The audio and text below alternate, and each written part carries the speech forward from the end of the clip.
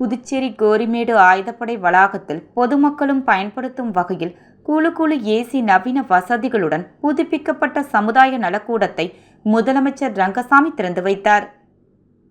புதுச்சேரி கோரிமேடு ஆயுதப்படை வளாகத்தில் அமைந்துள்ள சமுதாய நலக்கூடத்தில் புதுச்சேரி காவல்துறையில் பணிபுரியும் காவலர்கள் மட்டுமே பல்வேறு குடும்ப நிகழ்ச்சியை நடத்தி வந்தனர். தற்பொழுது பொதுமக்களும் அந்த சமுதாய நலக்கூடத்தை பயன்படுத்தும் வகையில் அதை புதுப்பிக்க வேண்டுமென்று கோரிக்கை விடுத்திருந்தனர். அதன்படி சமுதாய நலக்கூடம் தற்போது குழு ஏசிஆரை உட்பட நவீன வசதிகளுடன் புதுப்பிக்கப்பட்டுள்ளது.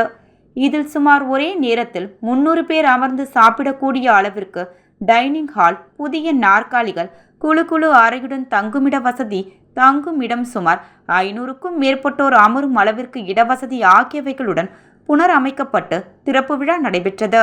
சிறப்பு விருந்தினராக முதலமைச்சர் ரங்கசாமி, உள்துறை அமைச்சர் நமச்சிவாயம் ஆகியோர் கலந்து கொண்டனர். அவர்களுக்கு போலீசார் அணிவகுப்பு மரியாதை அளித்தனர். தொடர்ந்து புதுப்பிக்கப்பட்ட சமுதாய நலக்கூடத்தை முதலமைச்சர் ரங்கசாமி திறந்து வைத்தார்.